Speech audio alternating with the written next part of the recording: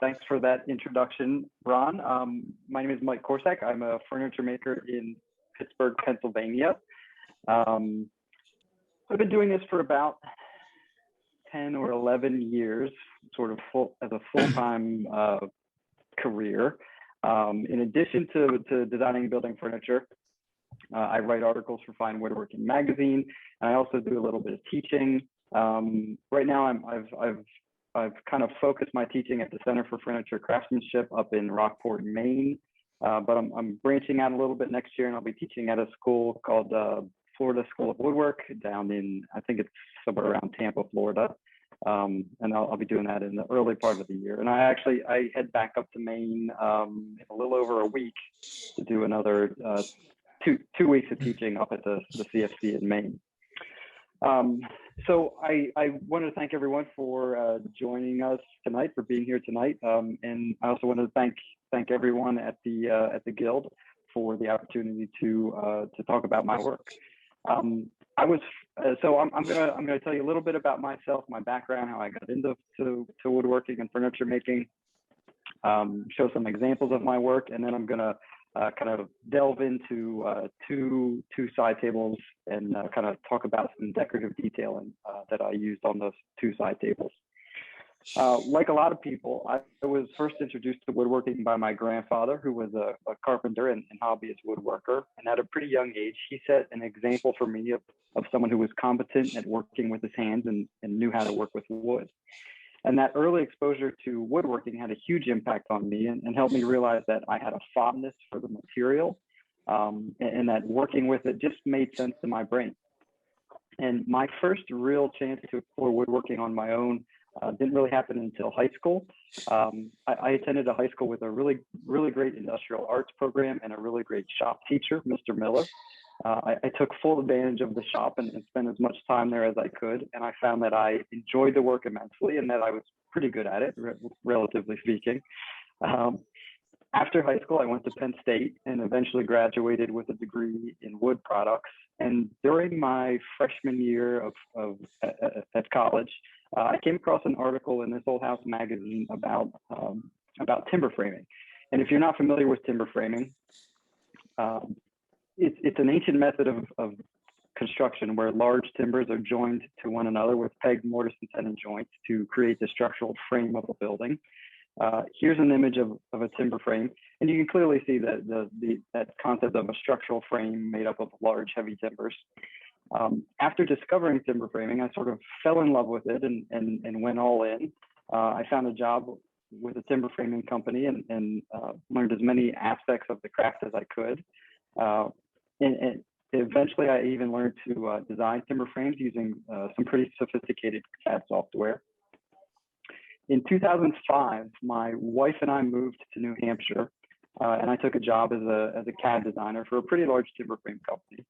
And a few years after we moved there, I had a chance encounter with a furniture maker whose work opened my eyes to the world of studio furniture, and to the idea that furniture could be art just as much as painting or drawing or sculpture.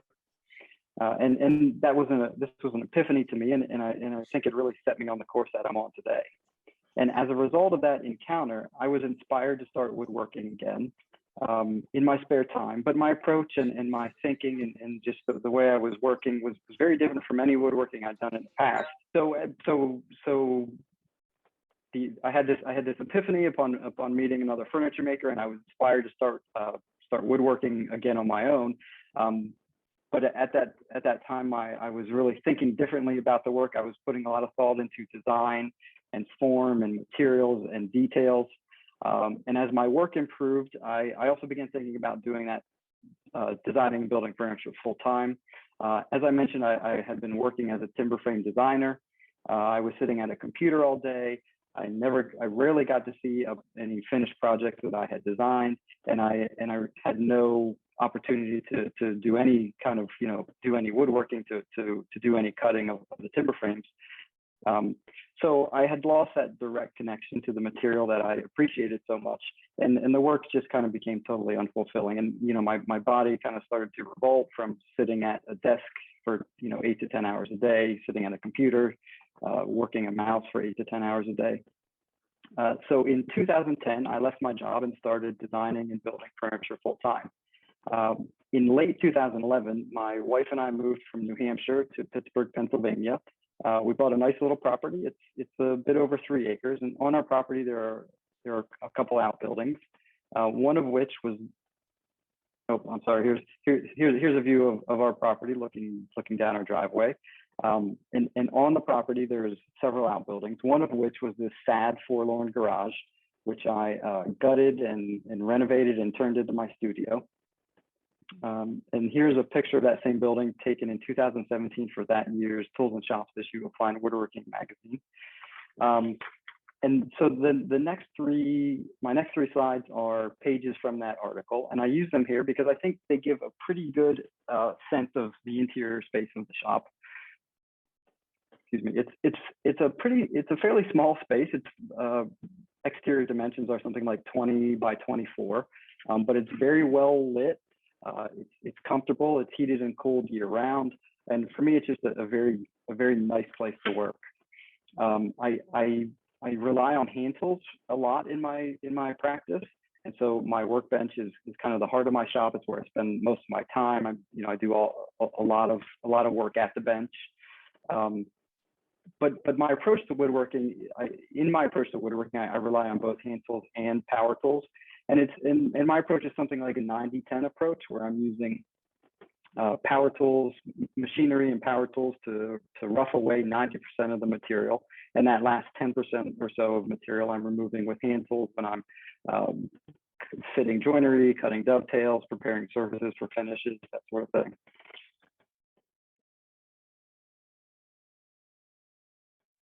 And when I first started out woodworking, I bought all new machinery and did that over a period of time. For some reason, I had this notion that buying new machinery, it would come to me from the factory, tuned up and ready to use. But after not a long time, let me back that up. I realized pretty quickly that was not the case at all. And so probably about 8 years ago, I started replacing all of my purchased new machinery with old mid-century cast iron, US made machinery. And on here, this top photo here from that article, that's my joiner. It's a 12-inch Oliver joiner built in 1943. And I think that was the first machine that I did a full, complete restoration on, meaning it was completely disassembled. Every single part was stripped down, cleaned off, repainted. It's a wonderful machine to use, and I really am glad that I discovered old machinery and really appreciate using that.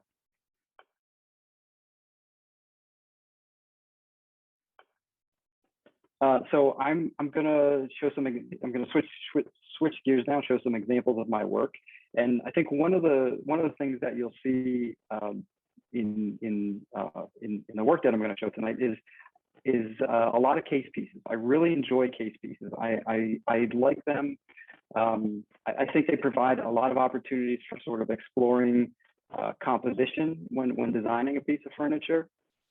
I like that the drawers and the doors, the storage. I think they just provide ample opportunity for sort of exploring different designs, and again, really thinking about composition. And another thing that I really like about case pieces is the structure, and I think that kind of comes to me from my days as a timber frame designer.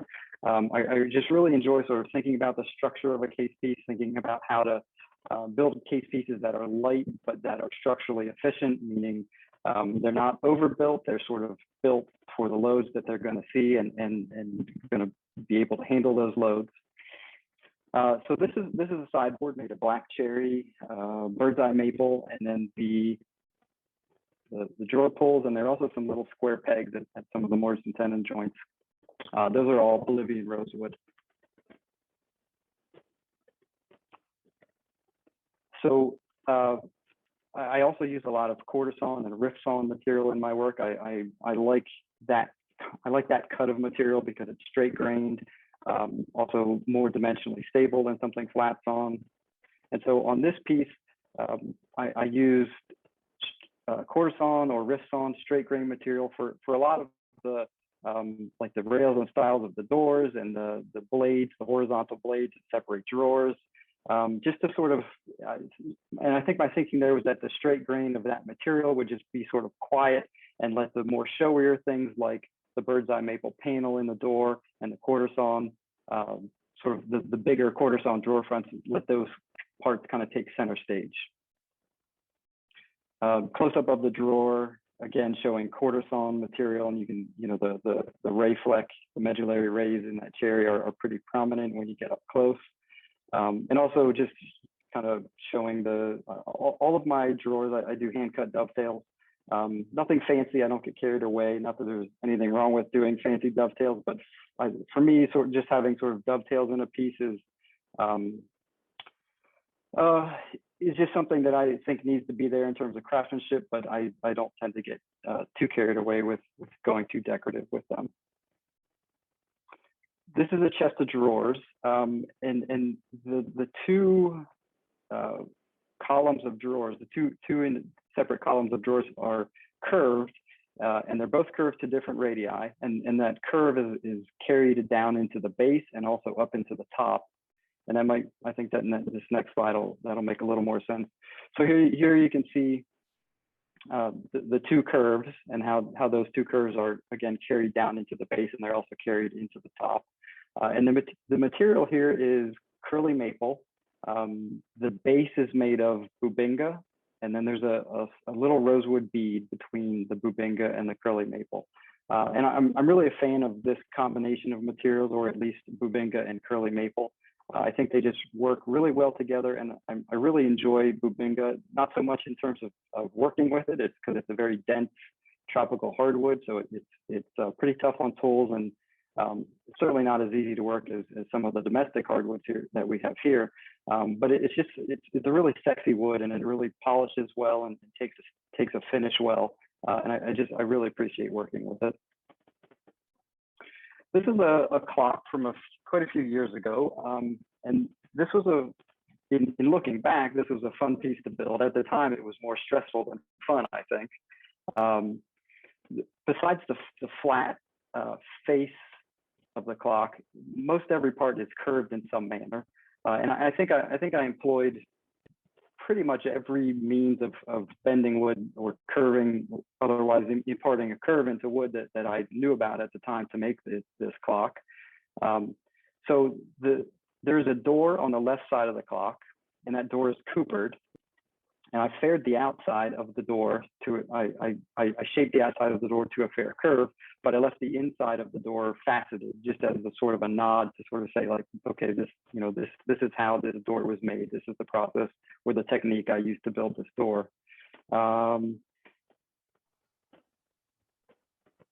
of looking, so the door is partially open, and so after I built this coopered door, I cut a half circle out of the door, which was kind of a harrowing experience, or I shouldn't say the experience was harrowing, but to work up the nerve to, cut a circle out of the door after I had put all the effort into building the door and shaping it and fitting it to the clock. It took a lot for me to actually pull the trigger and cut that circle out, but everything worked out fine. And then once I cut that half circle out of the door, I bent in a piece of rosewood. And behind the door is a vertical bank of 4 drawers.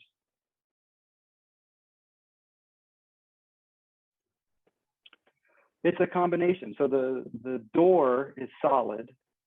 The face of the clock was boy, this is so long ago. I really have to think. A lot of, I think, so the top of the clock, the side, the bottom, those were all bent laminations. The face, I think, was just a veneer over something, obviously.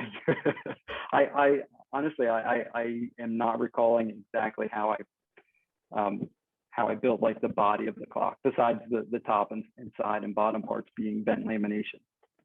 Okay. So sorry, didn't really answer your question. Yeah, no, it's good. The inside where you cut the circle out, there's a different type of wood in there? Is that a walnut?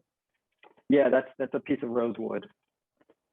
Rosewood, okay. Yeah, and sorry, I didn't mention that. So the primary material is cherry, but then all of these dark accents that you're seeing, like what is the dial face and the little ticks to tell you where the numbers on the clock would be. Those are all rosewood, and the Beautiful. edging is also some kind of rosewood. And I say some kind because oftentimes I'm just going for color in a material, and so I don't. At this point in time, I couldn't tell you if was it East Indian rosewood, was it Bolivian rosewood. Sometimes I just don't recall. Okay, beautiful work. Thank you.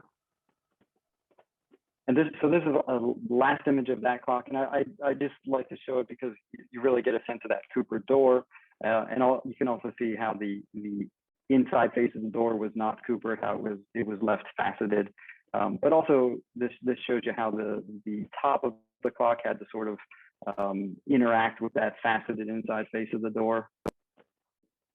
Again, a fun piece to build. It was one of those pieces where every day I was presented with some new challenge, and most of the time it was just, how do I hold this curved part to, perform some process on it.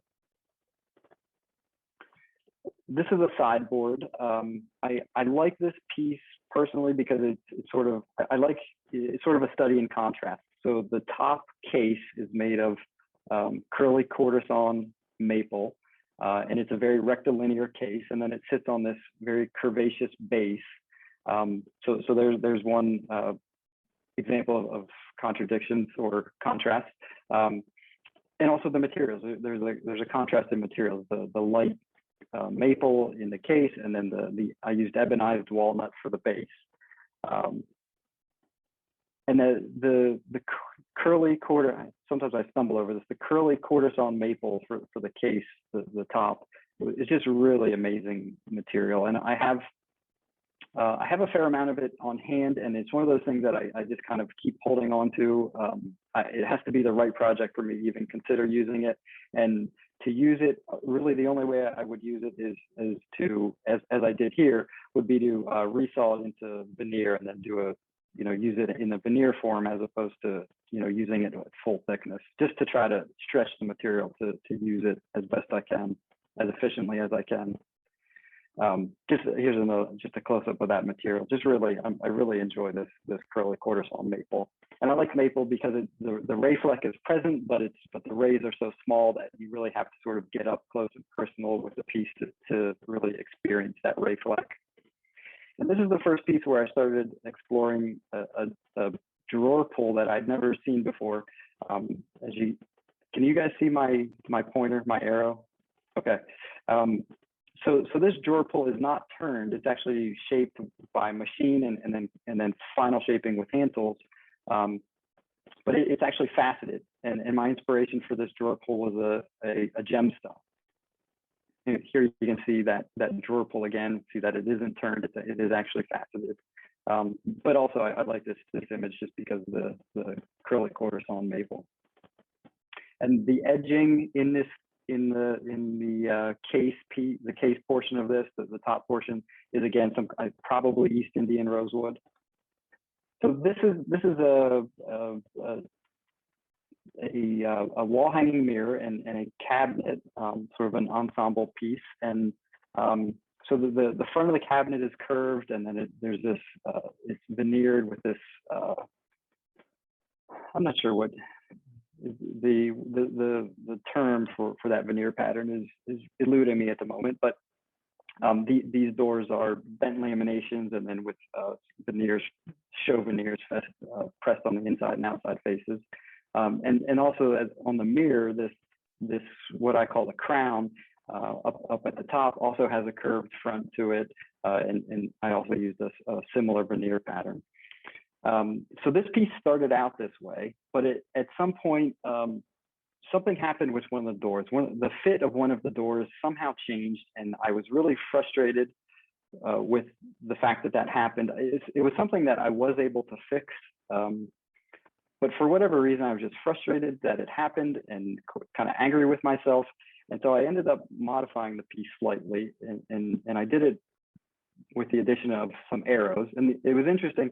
These arrows I actually made, oh, I don't know, maybe 15 years ago. I mean, I made them from components. I didn't, make the arrows completely from scratch. But I did make them quite a few years ago when I was an avid longbow shooter. But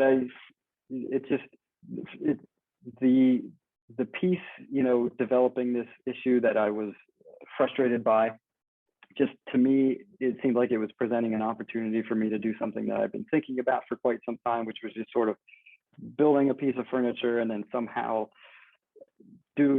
destroying it or something. And I never really did it because it's really hard to bring yourself to do that sort of thing. And also I didn't quite know what I was trying to say by doing that. So I took the opportunity here to experiment with that idea a little bit, and I'm glad I did. I think the end result is way more visually interesting than the original. And yes, those are actual broadheads on the tips of the arrows there. This is a bookcase. The materials are curly maple and bubinga, and I think there's also a rosewood bead down at the bottom, and we'll see that in a second. So here we're looking at one of the drawers, and I'll also point out I'm a big fan of underbevels on tops, tabletops, the top of this bookcase as another example. I find them visually appealing, and in this case, I also added a hand-shaped cove to kind of make the transition from the bookcase up into the top of the bookcase. The drawer fronts and drawer pulls are bubinga, again, a combination that I really appreciate. And down at the base, again, a bubinga base, and there is a little rosewood bead on top of the base that just, again, helps to make the transition from the base up into the case. And I also used a detail here in the base. I don't know the actual term. I don't know if there's a better term for this. I know it as a gun stock miter, this little 45-degree bit that sticks out from the leg. I don't think it adds much to this joint in terms of structure because there is a full tenon in here, a slip tenon in here. But I think it adds a lot visually, and also in terms of building the case, it adds a lot of sort of finicky work. So sometimes I sort of question whether it's worth it, but I think once it's all said and done, I'm generally glad that I employ this little joint just as a decorative feature. So this is a chest of drawers, and this piece was pretty challenging for me in terms of design because my job was to, and this is all sort of internal, but my job as I saw it was to take a very well-known form, a very typically rectilinear form, and somehow figure out a way to dress it up. And I think I did a pretty good job. I know, at least personally, I'm pleased with the results. And there's a lot going on here. So usually the first thing that sort of sticks out to me is the top row of drawers and the crotch walnut that I used, and that was veneer, and I sort of I composed it in this pattern that's sort of radiating out from the center. The two bottom rows of drawers are made. The drawer fronts came from a 3-board set, and the composition there was I book matched. I feel I'm stumbling over my words. So I think is that self-explanatory? I again stumbling over my words here. So again, the two bottom rows of drawers came from a 3-board set, and I book matched those boards and took the drawer fronts from the boards. And so you get some repetition of like the figure here is repeated. It's sort of mirrored down into the bottom row of drawers. And again, also some of these plain sawn patterns. And from the 3rd board of that set, I cut the apron. So again, you get that repetition of some of those grain patterns. And the bottom of the apron is, it's not a live edge. That's just sort of an organic flowing shape that was somewhat informed by the movement of the grain, but really the idea was just some kind of an organic shape. I think the legs are pretty nice on this piece. I think the curve, the outward curve is pretty appealing, at least to my eye.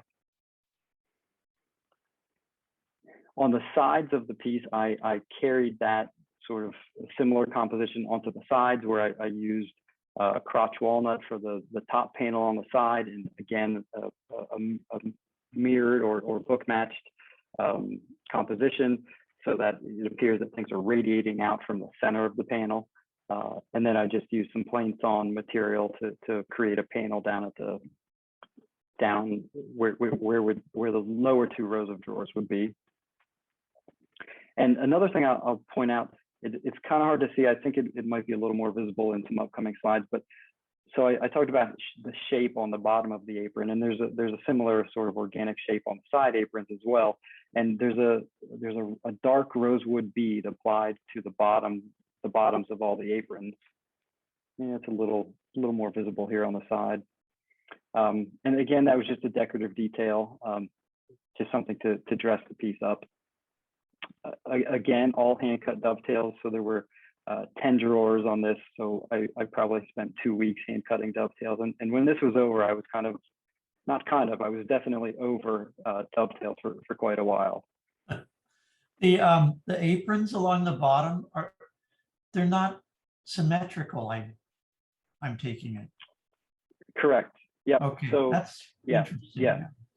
Yeah, definitely some asymmetry, and that's something that I appreciate, asymmetry. Yeah, so I guess if, like in the bookcase that I talked about a few slides back, there were 2 drawers, and they were offset. They were only on the left side of the piece. So asymmetry is definitely something that I think about and work with in my work fairly often. And sometimes it works well. Like there is a fair amount of symmetry in this piece, certainly up in that top row of drawer fronts, where the veneer is arranged such that it's sort of radiating out from the center. So I think a little bit of asymmetry works pretty well in this situation. Yeah. And the knobs are the faceted again? Are they? Yes, those were the gem-inspired drawer pulls again. And I came up with a method that's primarily machine-based to make these, just because I had so many drawer pulls to make for this, that the thought of, I'm not much of a turner. I turn when I have to, which is primarily for pulls for things. And for me, the thought of making this many drawer pulls, spending that much time at the lathe was somewhat unappealing. So I was very interested in coming up with a sort of like production approach to making all the pulls. Yeah, stunning. Very nice. So yeah, so this is the image I was thinking of that really gives you a sense of the bottom shaping on the apron, but also the rosewood bead that's applied to the bottom of the apron. Yep, and as a bonus, we get to see those drawer pulls again. So this is a grandfather clock, made primarily of black walnut, but there's also some of that same curly quarter saw material that was in the sideboard that I talked about earlier.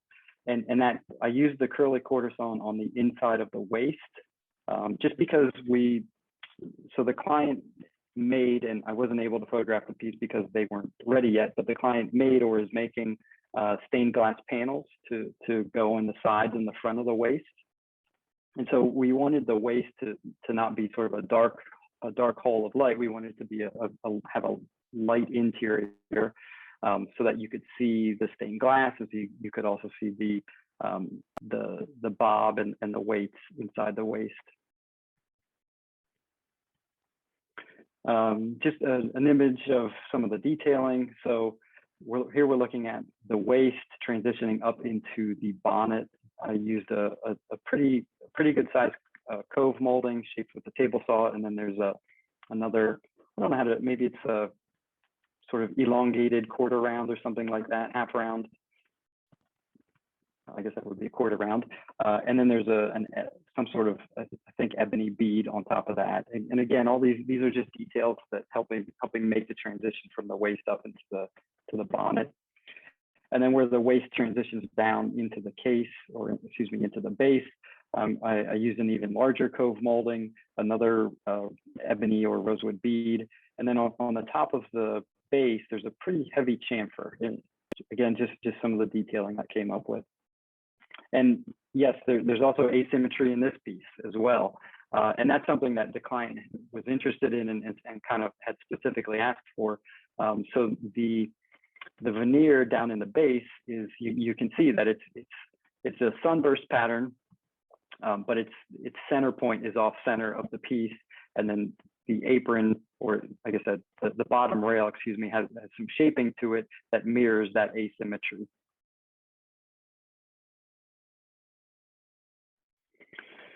I usually end up sawing them. Well, so they vary in thickness coming off the saw, just because my setup, I think I get the best result that I can with my current setup.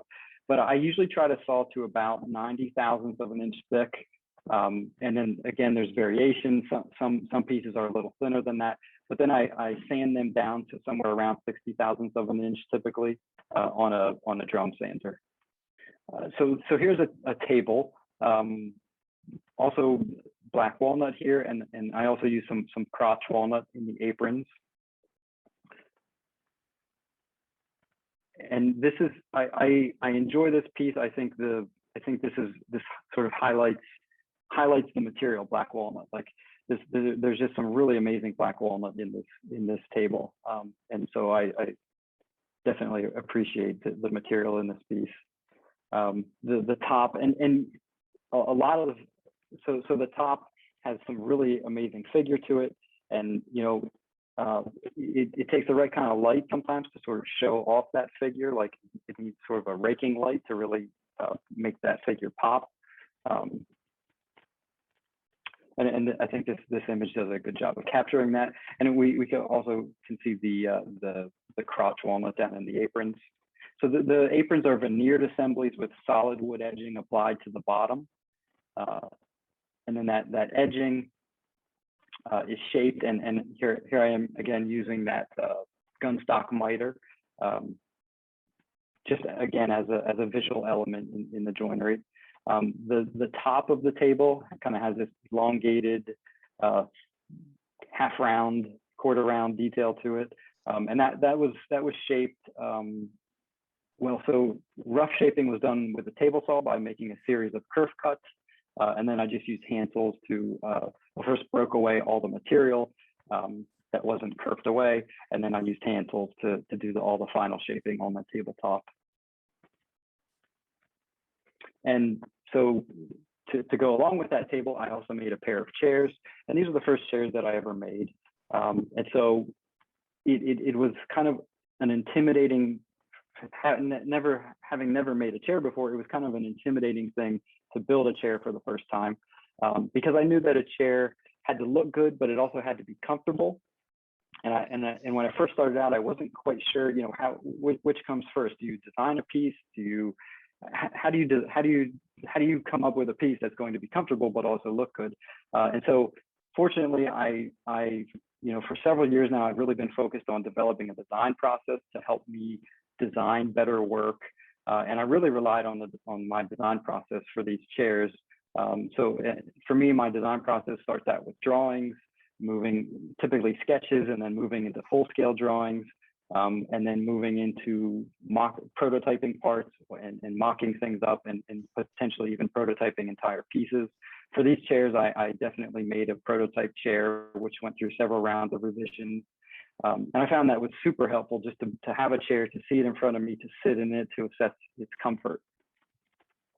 And I'm pretty pleased with how the chairs came out. So the table and chairs were designed for an intimate dining experience. So yes, probably 4 people could sit at this table, but it wouldn't be comfortable. There wouldn't be room for anything on the table. So a small table and 2 chairs, and that's it for this piece. And there are a lot of curved parts in these chairs. I think pretty much every part has some sort of curvature to it. Even the front legs, they're straight and they're tapered on the 2 inside faces, but they do also curve up into the side and front rails. There's curvature there. So the back splats on the chairs are bent laminations, and the 2 outside faces of material are crotch walnut.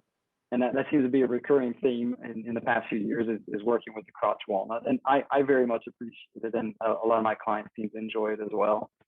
Here's a detail showing the one of the rear legs joining the crest rail. And I did a little decorative inlay there that is not actually a pegged joint. I just wanted to do something a little decorative up there to dress it up a little bit. So here's the detail where the backsplats, where the backsplats join to the rear rail at the seat level. And I just came up with some shaping to that, to the top of that rear rail, just to kind of add visual interest. And so there's this little sort of step down from, so the center of that rail is sort of raised up and it steps down. And then I also chamfered, I did some tapered chamfers here. And I really like chamfers in my work because they just provide a facet that reflects light differently, but they also soften things up. And my thinking here was, someone sitting in this chair, I didn't want them to sort of feel any hard edges, in their behind as they sit down, or in their back or something. And so here we're looking at the front rail, and even that front rail has a slight curvature to it, just to sort of fit the body a little better. And also it just I think curves to me, curves are very appealing. I would think of a straight line as a sort of missed opportunity to add a curve. I did not choose to do the gunstock miters in the chairs, just because the extra effort on angled joinery was just not something I wanted to tackle. So I omitted that and just again, just omitted that gunstock miter detail.